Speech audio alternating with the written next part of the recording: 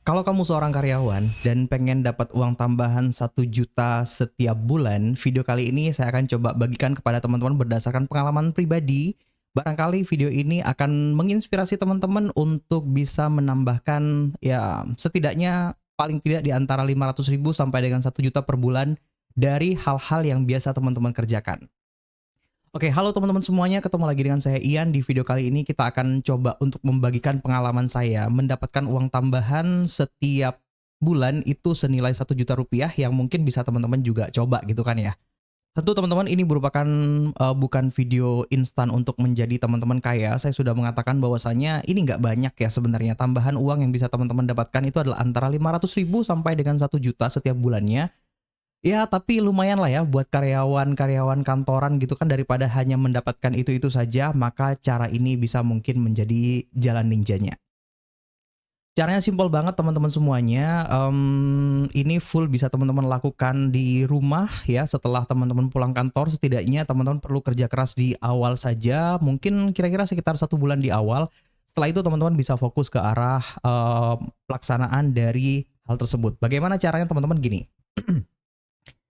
Jadi teman-teman semuanya, saya itu beberapa bulan terakhir itu mencoba untuk membuat produk digital yang berikutnya akan saya jual. Apa produk digitalnya? Yaitu adalah file latihan Excel. Nah, di mana file latihan Excel itu ada yang saya bagikan secara gratis, ada juga yang saya bagikan secara berbayar gitu kan ya. Jadi buat teman-teman semuanya, teman-teman juga bisa membuat dan ini teman-teman tinggal lakukan pengolahan saja menggunakan AI ditambahkan dengan kemampuan analisa kecil yang biasa teman-teman kerjakan di kantor teman-teman. Apa yang menjadi pekerjaan Anda di kantor, cobalah teman-teman implementasikan dalam bentuk tes Excel.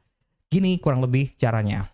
Jadi teman-teman, cara yang bisa teman-teman lakukan itu adalah ini ya, kita akan coba menggunakan Cloud AI gitu kan ya. Setelah itu kenapa sih kita harus menggunakan Cloud AI? Karena teman-teman menurut saya Cloud AI ini paling cocok kalau misalnya kita itu mau meminta data dalam bentuk yang realistis gitu kan ya.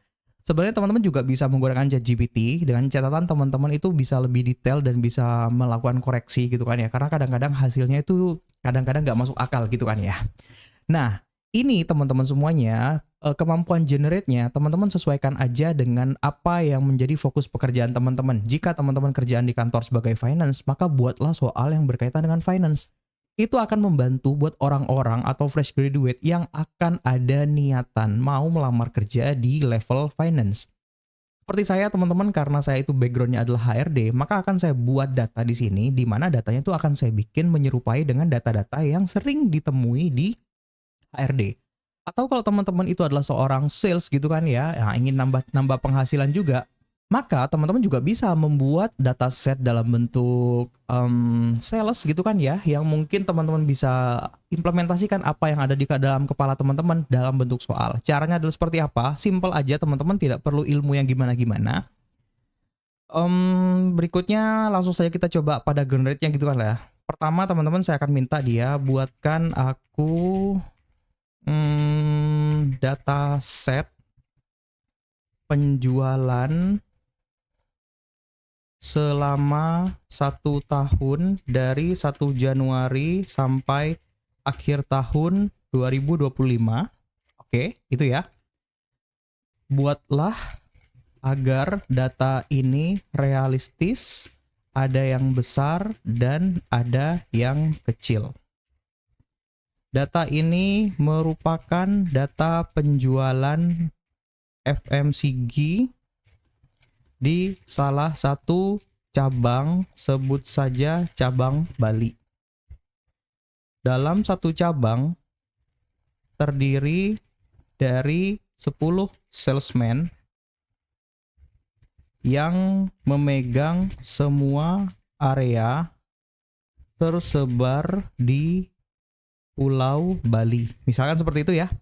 Setelah itu teman-teman beri informasi kepada dia berapa besar data yang ingin teman-teman dapatkan. Buatkan data dalam jumlah yang realistis ya, realistis. Misalkan saja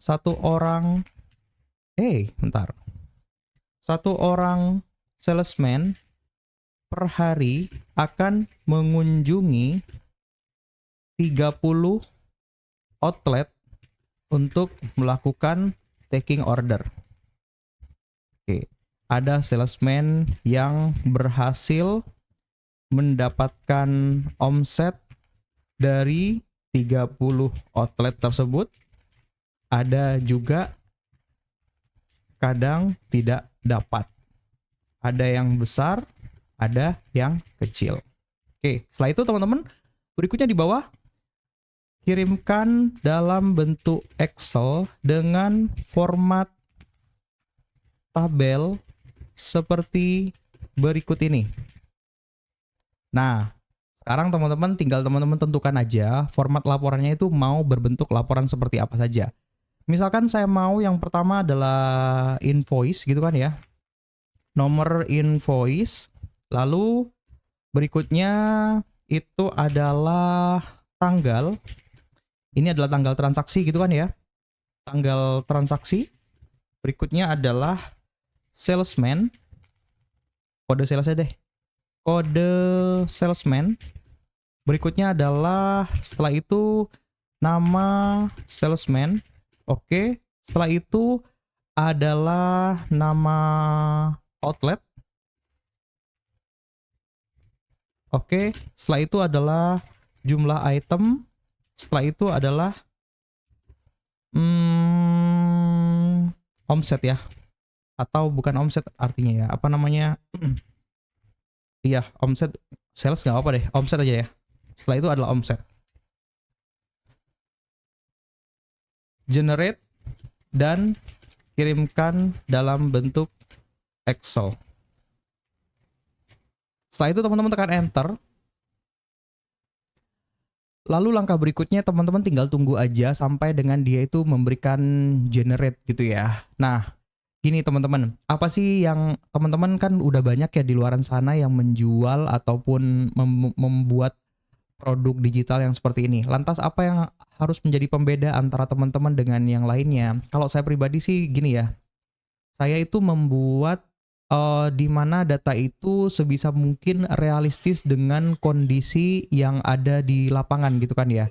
Nah gini, kalau misalkan tes Excel datanya cuma ada 20, 30 itu kan tidak realistis gitu kan ya. Makanya saya minta kepada mereka itu adalah untuk membuat data besar. Tujuannya apa?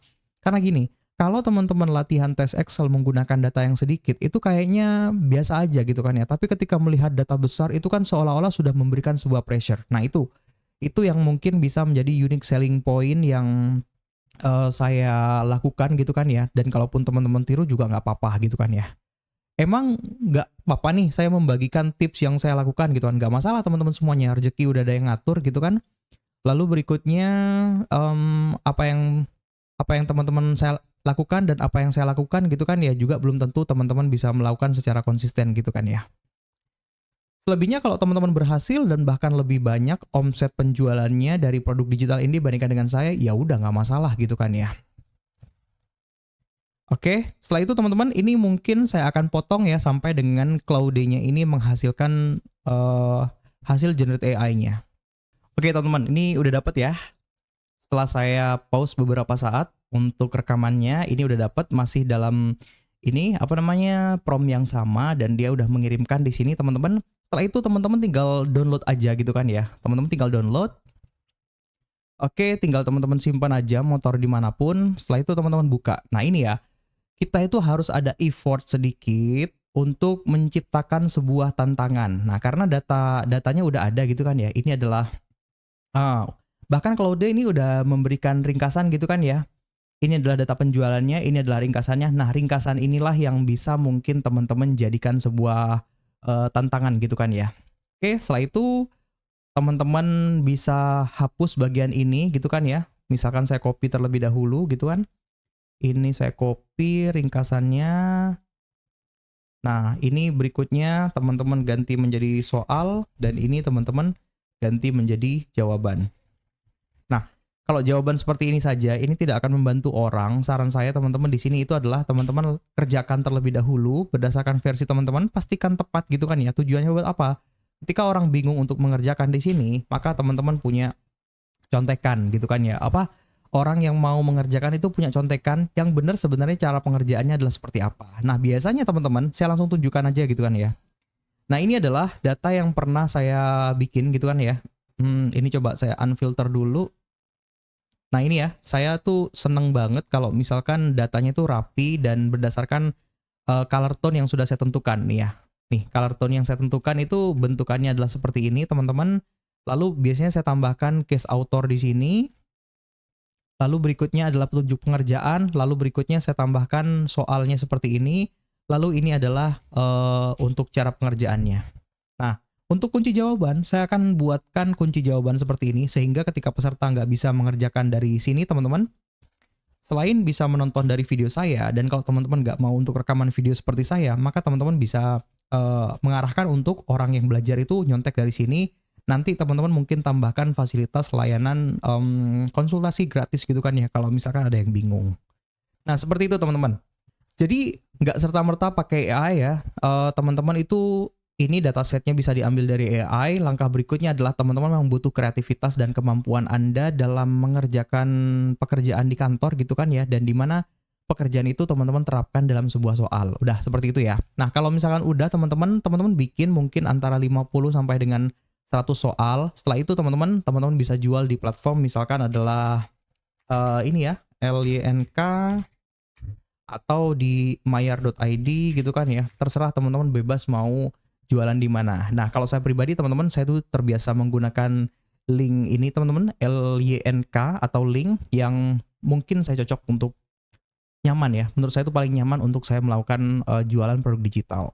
Nah, pertanyaannya, apakah ketika teman-teman melakukan hal seperti ini akan menjamin Anda betul-betul mendapatkan penghasilan gitu kan ya? Jawabannya sih tidak gitu kan ya. Nggak selalu gitu kan. Namanya orang jualan juga nggak ada ilmu pastinya, terserah. Tinggal berikutnya adalah challenge bagaimana teman-teman bisa memasarkan produk Anda ini kepada customer yang tepat gitu ya. Lantas berapa sih harga yang cocok? Untuk harga teman-teman sebenarnya nggak ada patokan ya. Tinggal teman-teman pandai-pandai saja untuk menentukan berapa sih yang pantas untuk orang itu bayar membeli produk yang Anda tawarkan ini. Kalau misalkan dirasa teman-teman pantasnya 50.000 untuk 100 soal, ya udah teman-teman boleh jual 50.000. Atau kalau teman-teman mau lebih ini ya, lebih enak, teman-teman bisa cek kompetitor gitu kan ya, orang-orang yang sudah pernah menjalankan hal yang serupa, teman-teman bisa lakukan adaptasi terhadap harga-harganya. Tapi kalau misalnya teman-teman mungkin nggak mau bikin generate secara manual, di bawah deskripsi ini saya sudah kumpulkan beberapa soal yang pernah saya buat teman-teman, dan itu akan bertambah secara seiring berjalannya waktu. Kalau nggak salah sekarang udah mau menyentuh 100, teman-teman bisa download bagian itu. Tentunya ini saya berbayar ya, harganya sekitar berapa ya, 20.000 kalau nggak salah. Teman-teman silahkan ambil di sana. Setelah itu teman-teman mau gunakan hal itu untuk apapun, ya teman-teman silahkan. Baik, kalau begitu mungkin segini aja ya untuk video kita kali ini. Semoga video ini benar-benar bisa membuat teman-teman terinspirasi untuk mencoba untuk peruntungan baru, menambah penghasilan meskipun nggak akan bikin teman-teman kaya gitu kan ya. Tapi setidaknya ini lumayan gitu kan ya untuk nambah-nambah uang kopi, uang jajan, atau nambah-nambah untuk beli setup komputer teman-teman agar lebih menarik. Baik, sekian untuk video kita kali ini. Semoga video kali ini bermanfaat. Kalau misalkan ada hal yang mau di-sharingkan, silakan teman-teman komentar di bawah. Akhir kata, terima kasih banyak. Salam bisa Excel.